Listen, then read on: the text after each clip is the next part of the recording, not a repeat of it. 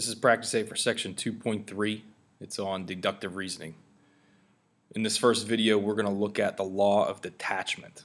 So we're going to use that law of detachment to make a valid conclusion in the situation. Number 1 says, if you get a hit, then your baseball team will win.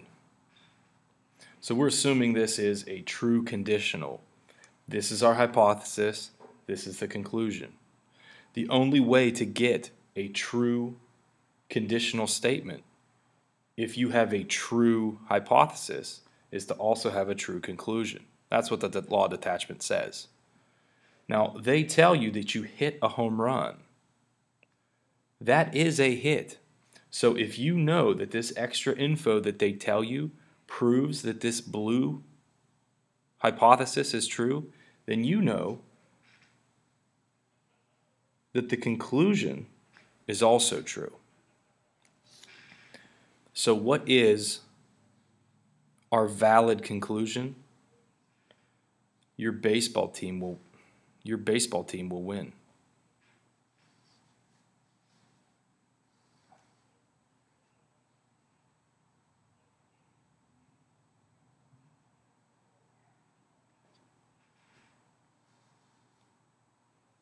Number 2, if Riley gets promoted, then Callie will also be promoted. Then they tell you that Riley is promoted. That's proving that this is true. And we know if Riley gets promoted,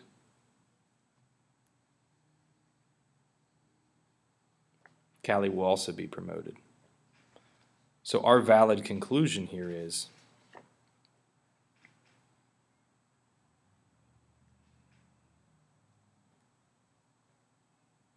Callie is promoted.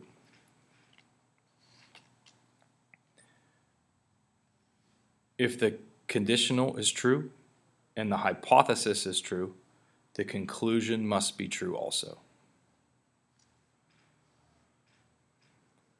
Number 3, anytime Kendra runs in a cross-country race, if she runs a strong race, then she wins. Then they tell you in the cross-country race last Saturday, Kendra ran her best race. If she ran her best race, that is a strong race, which is what the hypothesis is telling you. So we know that she's going to win. If it helps you, all of this stuff right here, it's not really super important. You can cross this off too. You can just say if she runs a strong race, then she wins. Well, she ran her best race, so you know that she wins. Now, all that other stuff was extra that you could add in here at the end if you want to. You could say that she wins. Well, when did she win? She won on Saturday. What did she win? She won the cross-country race. So all that other stuff was just specifics. But the main idea is Kendra wins.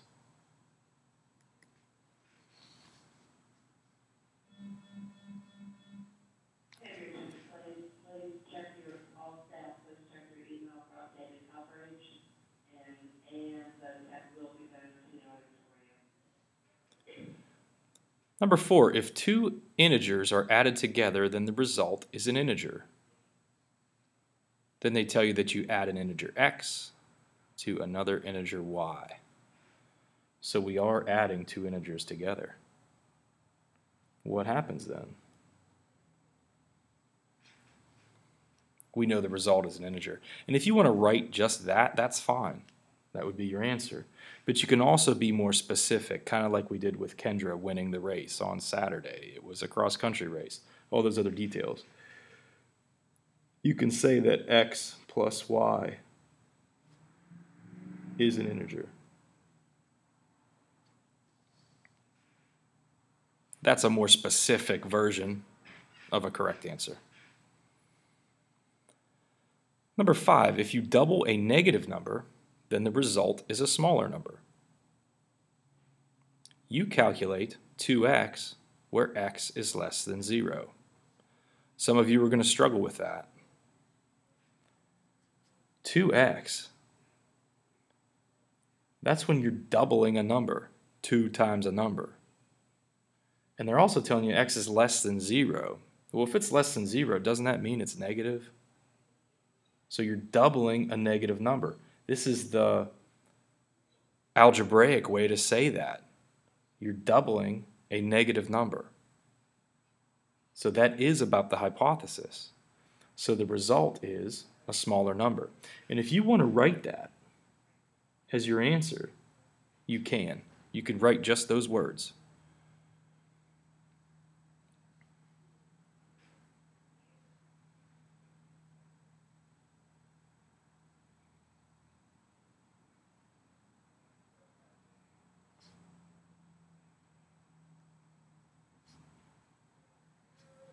The result is a smaller number.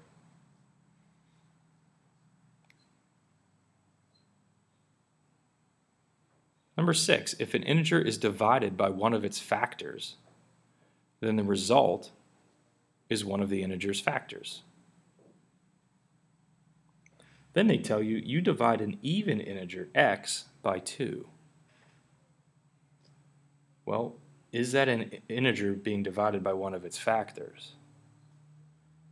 If it's even, wouldn't 2 be one of its factors? 2 definitely goes into any even number. So yes, this is talking about the hypothesis. So you know